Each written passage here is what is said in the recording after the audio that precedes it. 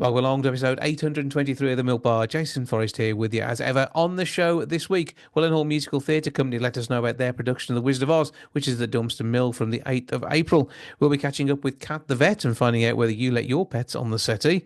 The Hygiene Bank and the Good Wash Company tell us all about edible soap and raise awareness of hygiene poverty. We'll be hearing from the UK's poet Laurette, Simon Armitage, and his poem explaining the work of the probation service. And we'll be talking love with Tom Reed-Wilson. That's all on the way on the show this week. Welcome to the Milk Bar. Welcome to the Milk Bar. Welcome to the Milk Bar. Welcome to the Milk Bar. Welcome to the Milk Bar. Once again, we find ourselves in the Willenhall Musical Theatre kitchen because they're about to bring Wizard of Oz to the stage of the Dumpster Mill Theatre from the 8th through to the 13th of April. I have 4 of their number as ever, always varying heights. It keeps us on our toes. Let's have introductions, please. Tallest to smallest. Hello, I'm Simon, and I'll be playing the Tin Man, Simon McGee. I like the way you lean into the mic just like you're on blankety blank. That works. Hello, I'm Daniel Haddon, playing the Scarecrow. Next. I'm Craig Griffiths and I'm playing the Lion. And I'm Abby Selick and I'm playing Dorothy. And I'm Simon McGee, and I'm playing the Tin Man. Okay. It's going to be one of those. So, obviously, a fun show. I think we can't do spoilers, can we? Because everybody knows it. So, it's fairly safe. Yeah. But it's a fantastic journey. And you guys get to enjoy the magic of the Emerald City. Oh, yes. Who's looking forward to it most? I mean, because the costumes are going to be interesting, aren't they? You get the easiest gig. Yes, for once, because every other show I've done about 10 different costumes. This one's quite nice and calm. Yeah, but are you really into your sort of checks? Yeah, I think so. But Billy Kingham's been your thing. Wigs. It's the wigs are the thing. Wigs have always been my thing. The bigger the better. Okay, so big wigs. Tin Man's going to be fun, isn't it? Oh yeah, we were discussing it the other day about the quick change at the end. Mm-hmm. Oh my god. And but mostly involves WD-40 screwdriver in your case. Sandpaper, get it off. Yeah. Oh god, yeah. It's not good. Yeah. Jet wash. Jet wash on side. Yeah, I suppose you could put sellotape all over your face and then paint it. That might work, mightn't it? Cling film. Yeah. And just paint the cling film and peel it off. Hey, that ain't a bad idea. Might sweat a little bit. Well, yeah, but you're head of sweating, aren't you? Then? Yeah, I'm in charge of all sweating material. Yeah, because as Scarecrow, I mean, the straw at least absorbs some of it, but it is a very physical role. It's very physical. I found that out on Sunday on our full run through and got through like 3 different T-shirts in the run through. We were all drenched. I think it was only you that was okay, and we were like breathing. We needed an iron lung. That's why we're just these out of shape men. Plus women do not perspire; they just glow. We're dainty. There we go. Come on, what's it going to be like for you? I would imagine this is going to be very visible in a partly. You've been working on that, especially for the part. Yeah, the funny thing is, exactly. I'm hibernating. Famously, lions don't hibernate. Well, well, they this do one now. does. That's going to be the way it'll work. It's quite cold in ours. That's the excuse.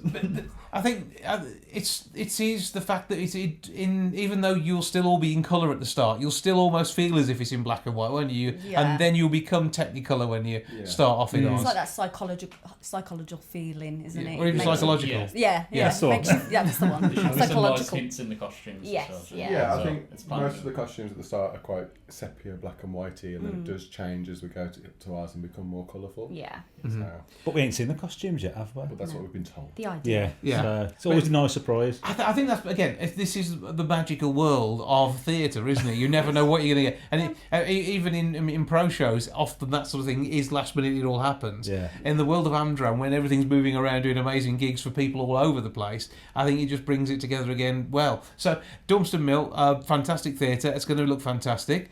How many sets? How do the sets work? What do we know so far? How many yellow bricks have you ordered?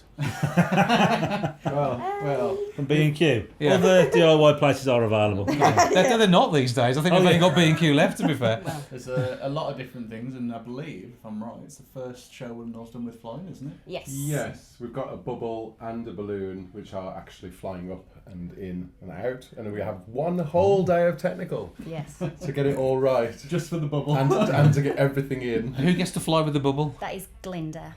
So Meg. she's going to be. She's very excited. Is she looking forward to it? Yes, very, very much Even so. after the novelty's not going to wear off, we don't think. No, I don't think so. We'll all be trying to get a go on. Yeah. Come on. It's just when you need one of those little copper bands to avoid travel sickness, that could be the issue. But what else does this show mean to you guys? Is this something you've grown up watching on TV every Christmas because there was nothing else on BBC Two to watch at the time? Definitely. Every Christmas morning. Yeah. It was so iconic, wasn't it, back in the day? And I think it's just kept that level of being iconic, hasn't it, sort of thing, and everyone... It's just a classic, isn't it? Yeah, it is. And obviously with the popularity of Wicked now as well, that's brought a whole new kind of audience in as well. And a lot of You mean they're imagining Wicked going on behind the scenes? Yes. Maybe that could be an interesting show to do. Maybe on last night, try and recreate Wicked in the background. Imagine. Yeah, just for a different audience who are sitting behind the stage. Let's not do that. No, We have tried to give it our own touch, though. I would definitely say this version is more funny than the Wizard of Oz usually is. We're definitely milking the funny line. You've always got to give it something new, except and the choreography as well is very new. Lindsay's put a nice, fresh feel to it as well. The choreography's amazing on this one. Yeah. It's a fine line, isn't it? It's a fine line, isn't it? Because some people come to it and they know what to expect and they want that, and then others, they want to be entertained, they want something different, don't they? So you've got that fine line. You've got to stay true to the original, but then you've also got to kind of add little bits to keep them, And most people have seen the story. Oh, and we've had some extra bits. So it's going to be magical special. It's going to be Willenhall's take on the amazing Wizard of Oz. So all we need to do now is know how we get tickets. So it's Dan's speciality. Dan's head of this one. ct.co.uk/wizard. You could have done it more as a musical number, but Could have sang it. This is the CEO of CT, by the way. So he actually does have a brain. Yeah. doesn't always bring it with him. That's That's the problem. but The ticketing providers are available. but you don't want to use We them. don't want to use it. So it's ct.co.uk and Wizard. That'll do the job. Well, have a great time. Now, we normally say break a leg, but we've got break a ruby slipper, a claw. Would that be? Oh, but yeah, that's and then obviously stuffing could go everywhere from here, and you can just rust. Okay. Yeah. Break a helmet. Yeah. Let's not go there. Have a fantastic time with the Wizard of Oz, and we look forward to seeing you on stage at the Thank Dunstan. you so Cheers, much.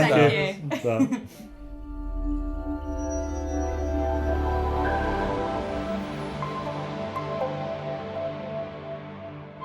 Now, Big Heart, Thick Skin and the Patience of Job. A new Simon Armitage poem is shining the light on what it's like to work in the probation service, and he joins me now, hopefully to share a bit more of it. How are you doing, sir? I'm good, thanks. How are you? I'm very well, thank you. Now, obviously, the work of the probation service is an important part of society, rehabilitating prisoners as they make their way back into the outside world, and the work that goes alongside that to help people to readjust.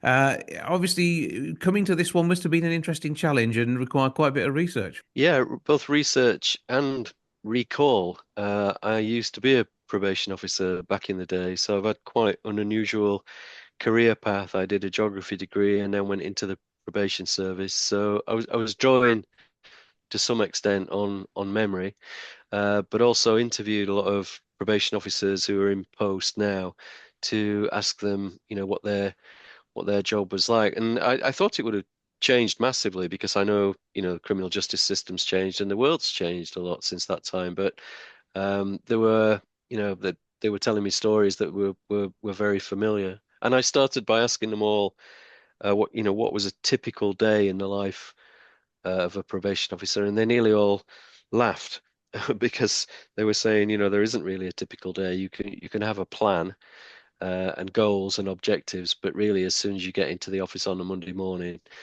that all goes out of the window because some of it is, firefighting and crisis management.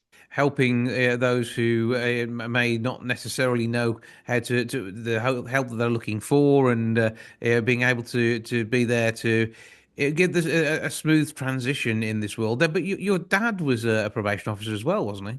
That's right. Yeah, it was family business really, and he had a lot of manual jobs. He was a bit of a ducker and a diver when he was younger, and then in midlife, he saw an advert in a newspaper, a recruitment drive by the probation service, looking for people with life experience to go into the job. And I think he thought, well, I've got life experience and I'm good with people. So he applied and a couple of years later, he was a qualified probation officer, and I think I saw what rewards he got from that, and I liked listening to him talking about the job. It seemed quite exciting, quite demanding at times, and I think it was a job that he did with a lot of pride. So when I'd finished my degree and I came back home, I started volunteering in the probation service. There were a lot of jobs at the time, and then went back to university and qualified. So we were quite different. He'd gone in as a non-graduate, and I'd gone in through a graduate recruitment scheme, and we didn't always see eye to eye about the job, but there was a really nice time when we were both probation officers in Greater Manchester Probation Service. I used to get into work quite a lot before him. Now, obviously, the poem here is to really highlight the profession, particularly when we get a skewed attitude from TV drama, because there's one thing that TV drama is all about. It is the drama. So it's nothing like, or at least only partially based on the reality of it. So are you able to share the poem with us now so we can get a flavour for the world of the probation service? Well, this is how it starts. It's called A Life in the Day of. A's sprawled in reception, he's sofa surfing, needs a bed. B's left a message, she's hearing voices again in her head. Make a plan, rip it up, boil the kettle. C keeps his third appointment in a row, minor miracle. Tell D a hard truth, give E some tough love. Juggle custard, plait sawdust, meet a deadline. Get F over the breadline for another week. Clear emails, having a good morning till G fluffs his final warning. So the poem carries on through the alphabet, apparently anonymizing people that this probation officer is working with. But that provides a kind of organized framework for the poem in what otherwise is quite a disorganized and chaotic situation. So where can we get the full poem and obviously find out more about the work that you've been doing to explore the probation service in its current form? Yeah. So if you were just to tap into any search engine, Simon Armitage probation poem, I'm reliably told that this poem will pop up. And equally, if you were to type in probation recruitment, all the information about the probation service would be on that site. Yeah, because there's opportunities there at the moment. You go to the full website, prisonandprobationjobs.gov.uk. You can actually go directly there if you wanted to look at seeing what opportunities there are. Should you be inspired by the poem to want to make a change and a difference? I think that's what it's about, isn't it? The same way as your words can change someone's lives and perception now, actually, that's exactly what you're doing through the probation service. Your job role hasn't really changed much. No, that's an interesting way of thinking about it. I suppose I'm asking people whether they think they can make a difference to other people's lives, because that's in essence what the probation service does. But maybe I'm also asking them to wonder whether they're ready to make changes in their own lives. There will be people out there who are doing, fairly mundane jobs and not using the best of their skills and their talents or putting their life experience to work. And this might be exactly the kind of job that would suit them just fine and that they would do very well in. Certainly a challenging but rewarding environment, and certainly that's reflected in the words that you've already shared with us there. For now, Poet Laureate Simon Armitage, thank you for joining us. It was a pleasure.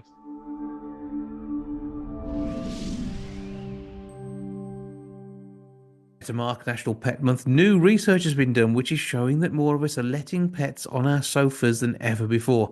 There are times that I'm not allowed on the sofa, let alone the pets, but there you go. To tell us more, I'm joined now by Kat Henstridge, aka Kat the Celebrity Vet. Good afternoon. Hi, thank you ever so much for having me. Yes, this new research from UK Pet Food is just absolutely fascinating insight into how much we love our pets and all the different things that we do for them.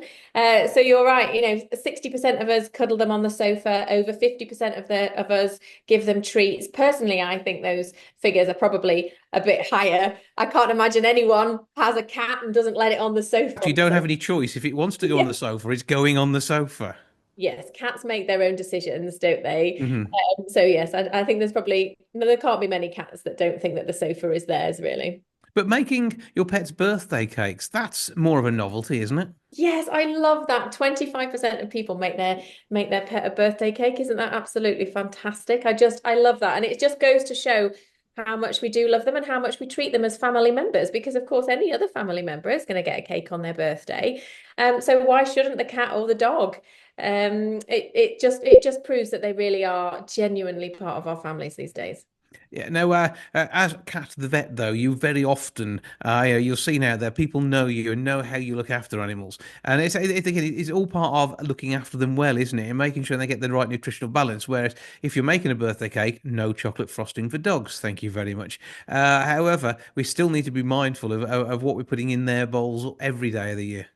Yes, absolutely. And that is the sort of basis of this campaign that UK Pet Food are launching, which is love them madly, but feed them wisely. So we do love them madly, as has been shown in this research, the mad things that we do. And a lot of that love comes from showing them love with food. Of course it does. That's how we show love with humans, and that's how we show love with animals. But you're absolutely right. We need to feed them wisely. So if we're making them a birthday cake, it can't be chocolate. If it's a dog, it needs to be a special doggy birthday cake, and it needs to be a special cat birthday cake, or maybe even a rabbit birthday cake. And I'm certain there's lots of recipes on the internet that you can find for those. Absolutely, but it's equally good as well to make one for yourself to eat that may mirror the design. I think that's the way it works, isn't it? Yes, as long as we don't get them mixed up and accidentally eat a meaty doggy birthday cake instead of a delicious chocolatey one for the humans, or vice versa, indeed. But yes, I think it would be only fair for everybody to have cake if it's a cake occasion. Absolutely. But it's getting nutrition is right. It's harder for pets because they will just eat. I mean, we do exactly the same thing, but we know when we need to stop. However, as essentially wild animals that are domesticated, they will think if food's there, I've got to eat it in case no more food turns up. They are not fully aware of the concept of the local supermarket. No, food just appears in their bowl, but you're absolutely right. And that's one of the ways where we have to make sure that love is wise, because our animals aren't humans, and we have to respect the fact that they are a different species and they do have different outlooks on things. And you're absolutely right. One of those outlooks is to do with food. If food appears, they will eat it, because there are still those natural instincts that you never quite know where your next meal is coming from. You can turn on those big brown eyes and pretend that you're starved to death, and the human will probably serve you another meal, but they're never 100% sure. So we absolutely have to be wise when we're feeding them and showing that love, and making sure that we're not feeding them too much and we're not overindulging them. And there's lots of different ways to show that we love them, as proven by this survey. 30% of us go on 30% of us listen to music together. 70% of us take them on date nights. So there's plenty of ways to show that we love them. Giving them a massage if they've had a tough day going for a long walk, or wherever the cat gets up to. Who really knows what the cat gets up to? But reading them stories as well is quite an intriguing one, because they may follow the pictures, but they're not necessarily going to follow all the words, but they may enjoy the tone of our voices. Yes, they're probably not super enthused by the plot, are they? But reading to pets is amazing. And especially if you've got children find reading to pets really lovely thing to do, particularly if they're not very confident with their reading, because the pets, particularly dogs, don't judge. They just listen. Like you say, they just like the sound of our voices, and they're going to be super enthusiastic, whatever the story. And for kids especially, to be able to bond, it's a wonderful two-way street for children to read to pets. I do like the fact that you admitted that cats do judge people there, though, so that's okay. Singing, though, is another good thing, and they're not going to mind if we're X Factor worthy or not either, are they? They're just going to enjoy the mellifluous tones of to help them get to sleep. Is there such thing as a cat or a dog lullaby? Well, I mean, it appears so from this research. 70% of us sing them to sleep. So there must be something about some people singing that is very relaxing. Or maybe they're just desperately going to sleep to tune out. That's a possibility. It is a possibility. So obviously we've talked about the importance of food. Treats, making sure we are treat wise for both ourselves and our pets is vitally important. Don't feed them more treats than actual food, and when you do give them a treat, also make sure that it is also nutritionally balanced as well, even though, as in the case of humans, the stuff that tastes good is not necessarily the one that's giving you the most of your nutrition. Yes, it's very sad, isn't it? I do wish that chocolate cake was nutritionally balanced, and you're absolutely right, it is the same for pets. Treats are just that. They're treats, they're extras, they shouldn't form the bulk of their meals, just like us. And a great place to go and find out about those differences and how many treats and what kind of food is the UK Pet Food website. They've got loads of information on there all about that nutritional balance and how you can best make sure you're making good food choices for your pets. ukpetfood.org is where you can go to. Also follow the links to What We Do Why. You can put that in there as well, with lots of hyphens in between it to find out more about the research, and check out whether you are looking after your pet as is normal, and even if it's normal for your pet, or whether it's something extra that you're doing that only happens to your pet. And if you did something, I'm sure they'd love to hear on the socials about what you do for you and your pet to keep them sweet.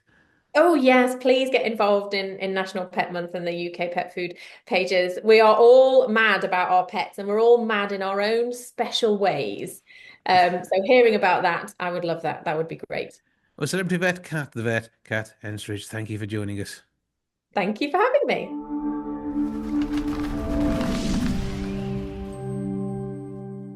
Now, UK Charities unveiled the first of its kind edible soap.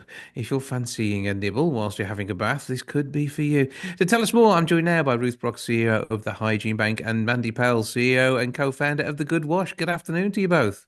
Good afternoon. How are you doing, Jason? Oh, good here.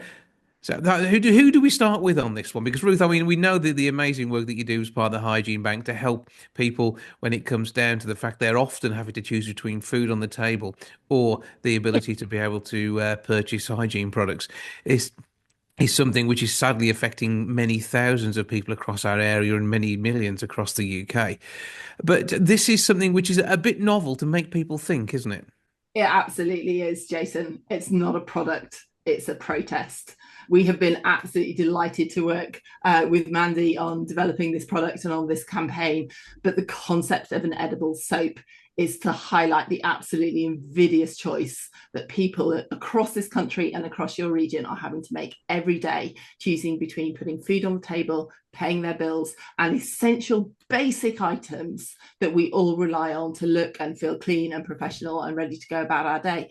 We think that is simply unjust. And our campaign that we've been putting together to remove VAT on soap is just one small step in our fight against hygiene poverty. Yeah, because I mean, it's something that I hadn't realised was even there. I know we've talked in the past about hygiene taxes effectively on women's period products. That doesn't make any sense at all. And whilst some things could be classed as luxury, actually a bar of soap isn't. Even if there were classifications within that industry, that would make more sense. But at the minute, it's a straight 20% on top of everything.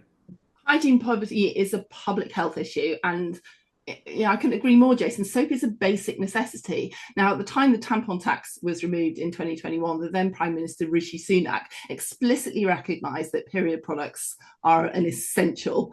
How is that different for soap? I don't understand. We all need soap every day to clean our hands, to wash our bodies, to keep ourselves clean and safe. It simply doesn't make sense that lobsters are VAT free, but soap is taxed at 20%. Yeah, it doesn't make any sense at all. However, soap is something we can enjoy as a bit of a luxury too, but only in certain circumstances should we have the funding. However, working with the Good Wash Company and Mandy, obviously, the work that you guys do is important too. But intrigued as to how on earth you came up with the soap that we can eat. Well, thank you. We were approached by the Hygiene Bank, I think just over a year ago now with the concept, and the Good Wash Company is a social enterprise. So every time we sell a soap or we sell a shampoo, something good happens for the community. So it kind of completely aligns with what the company's mission is and stands for. And my first comment was, well, if you eat the soap, you can't wash with the soap. So I was a little bit confused with the concept, but I thought it was a wonderful kind of protest, as Ruth said, about creating awareness that 1 in 12 people are have to choose between eating and washing, and it's something that all the team were behind, and I was completely about as the CEO. Well, I would say it's an amazing story, and say one that which does stand. But I think, Ruth, again, this sort of plays on not only our understanding of humanity, because being clean is part of what makes us human, and it then also brings not only a bit of fun and interest into it, but also it does highlight that hugely important message that if you're selling this product as food, no VAT, selling it as something to keep you fresh, it's different. Yeah. And we all know, right, that soap is one of the most effective tools for preventing illness and disease, and as with all things, related to hygiene, it's not about the product itself, Jason. this is a great vehicle for opening up this conversation. But one of the other things that we discovered in the course of our research is that 36% of people in the UK, that's 20 million people, don't understand what hygiene poverty is. And so until we start having that conversation, we're not going to be able to drive the awareness which leads to systemic change. And this is one small step in that. And there is such an easy way for your listeners to kind of get involved if you believe, like us, that soap should be a basic necessity and not a luxury. Yeah, and this is one for our MPs. Yes, they may have a lot on their plates at the moment, but they've got that in both realistic terms and metaphorical ones as well. They're not the ones suffering here, and we need to make a change and a difference. And Mandy, this is an interesting combination here because it contains, well, soap itself is a kind of a fatty acid, isn't it? So in some ways, it starts off edible until we react it in the main part. But this time, with the use of organic oat flour, cocoa butter, avocado oil, these are all things which have then come together with a bit of tomato sauce and toast flavouring to bring it into something which might be both tasty and lather rather nicely too. Oh, absolutely. When I said yes to the project, in my head I was thinking, we could do like a Welsh breakfast bar, with seaweed or, an oats. But the Hygiene Bank were really keen on demonstrating, they wanted a proper evening meal bar, So I think the choice was between chicken tikka masala and beans on toast. So we opted for the beans on toast bar.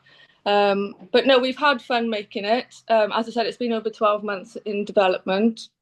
We've worked with the Welsh Food Centre. We've worked with Swansea University. I think everyone in and around our kind of HQ is sick of sampling beans on toast soap.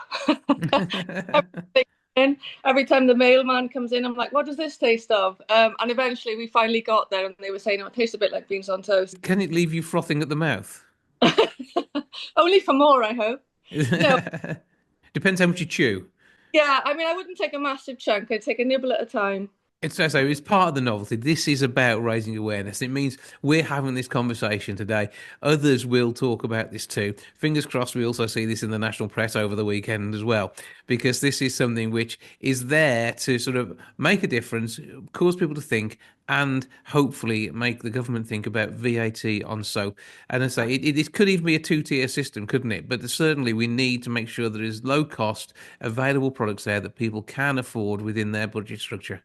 Yeah, to keep themselves and their families clean, to allow their children to go to school feeling clean and fresh and ready to learn, to allow them to get up and go to work feeling professional in front of their colleagues, to allow people the confidence to go out and see their family and friends, and to avoid the shame, the embarrassment, the stigma that people living in hygiene poverty.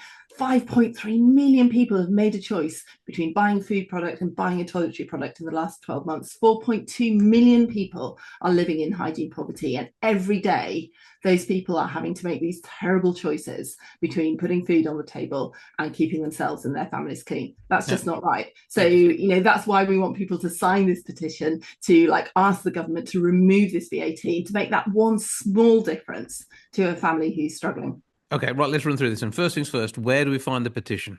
You can find the petition, all the information about this campaign on our website, which is thehygienebank.com. And there you can also find out about other ways to get involved if you believe, like us, that this is simply unfair and unjust. You can donate to us. You can donate your time. We have incredible volunteers, over 600 across the country. And in your area, 10 local projects in Shrewsbury, in Coventry, in Tamworth, in Cannock, where people, like these brilliant people, are not waiting for the government to take action. They're not waiting for anyone else to step up. They're stepping up and giving their time, volunteering for the Hygiene Bank to make sure that people in their local communities get the basic essential products they need to live the safe and healthy lives that we all want. Absolutely. And the Good Wash Company are there to make sure that when we are buying something, if we can afford the standard thing like soap in our lives, this is a little bit of extra, a little bit of luxury. You're doing great things because you're an ethical company as well. So how do we find you? Let's have that sales pitch, including this rather unusual, somewhat tasty bar of soap. So the Good Wash Company is a luxurious, ethical wash brand based on the notion that every time you have a wash, you do some good in society in Wales and the UK. We also have dog products. Every time you wash a dog, you help rescue dogs as well. So the profits and the business model go towards helping local communities. You can also donate. You can purchase a virtual beans on toast soap bar on our website from this morning onwards, and £15 donation goes direct to the Hygiene Bank. Okay, and if people really want to get their hands on the thing to nibble, how can they do that as well? I think I've checked this morning and the bars may be sold out, Ruth. I don't know whether you've got any, but it's gone a bit mad, which is great. So we'll have to look into making some more. But I've got some snack sizes available in Barry in South Wales if anybody wants to drive down and have some. Okay, if we're passing, we can look at that. Meanwhile, I do look a good trip to Barry, so I may well get to take you up on that one, to be fair. Meanwhile, Mandy Pell, CEO and co-founder of The Good Wash, and also Ruth Brock, CEO of the Hygiene Bank. Thank you both for joining us. Thank you.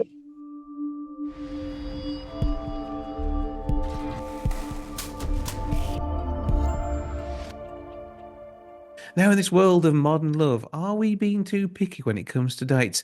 Somebody who I'm sure has very high standards is Tom Reed-Wilson, who joins me now. How are you doing? I'm very well, Jason. It's so nice to see you. Good to I see think you this is too. our fourth outing together, isn't it? It is, and whether we're talking about you in a stage show or whether we're, in this case, talking about love, you are a repository of knowledge on many things. And there's a bit of a survey here, which seems that sometimes talking too loudly or laughing at people's own jokes could be off-putting when it comes to the world of love. It is a fascinating survey. It's sort of celebrating the birthday of Europcar's Model Choice Service. And it's looking into the correlation between how high our standards are for the perfect car and how high our standards are for the perfect person. And the thing that really tickles me about it is that one of the figures that came up was 14% of people are more fussy about their cars than they are about their partners. But that actually runs counter to what the whole research reveals, which is that we've got very high standards for both. And I have to say, I don't think that's a bad thing.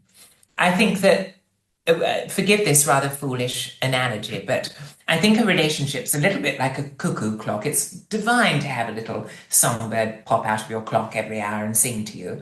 But you can have a clock that's equally beautiful and tells the time perfectly without a cuckoo.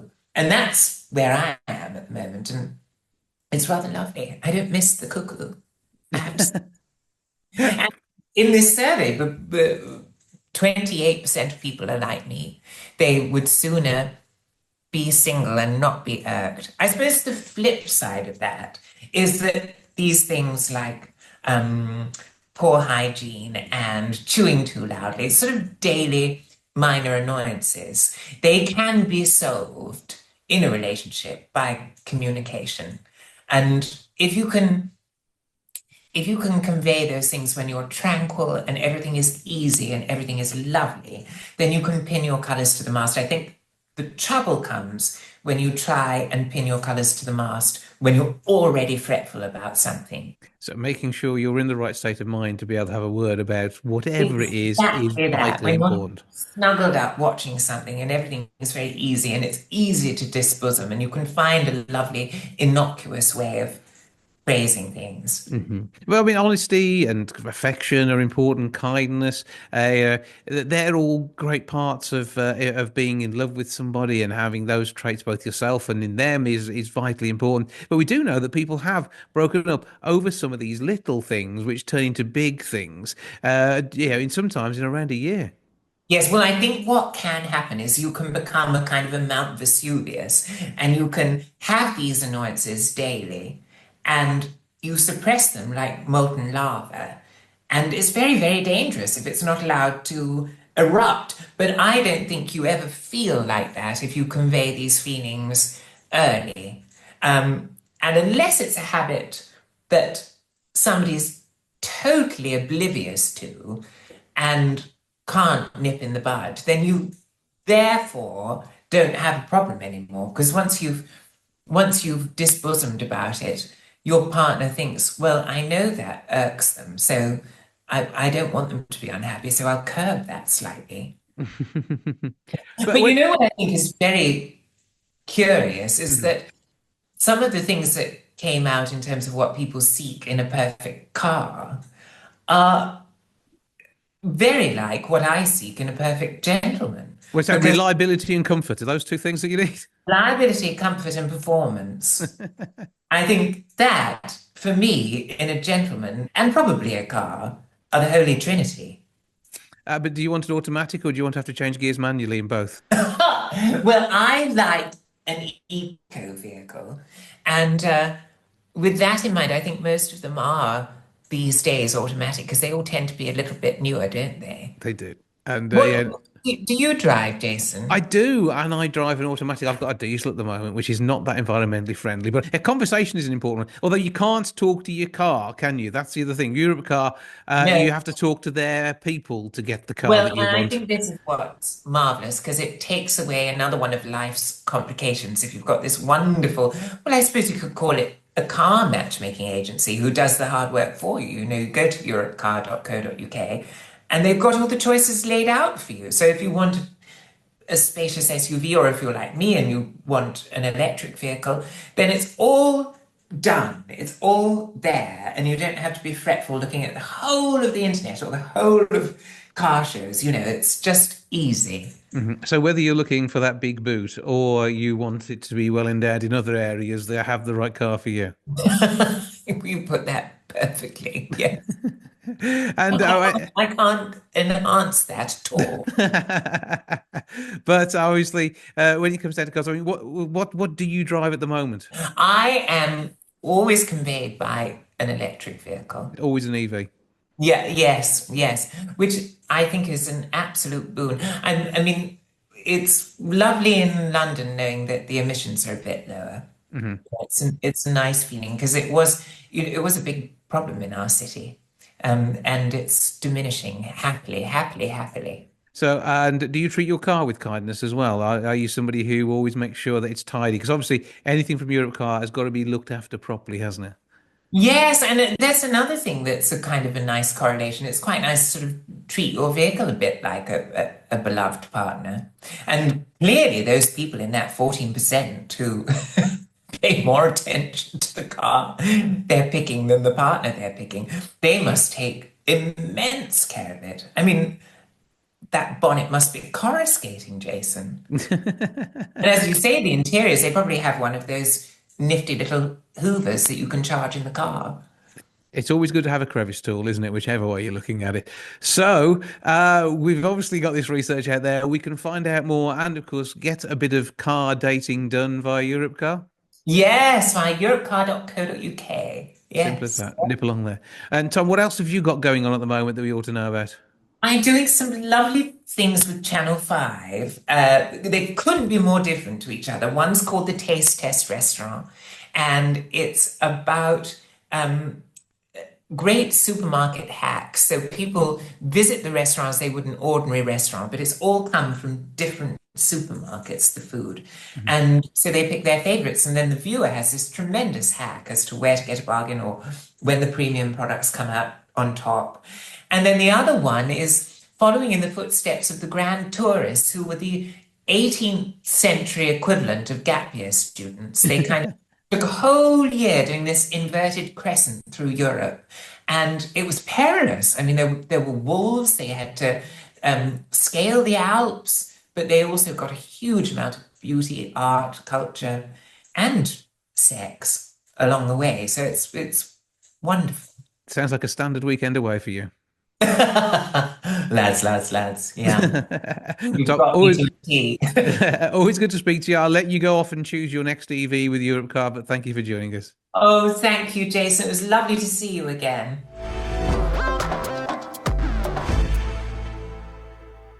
That's your lot for episode 823. Thank you so much for joining me. Back with episode 824 next week. Please tell me you'll be along then. I'll see you soon. Ta-ra for now. Goodbye from the milk bar. Goodbye from the milk bar. Goodbye from the milk bar. Goodbye from the milk bar. Yeah. Goodbye from the milk bar. Yeah.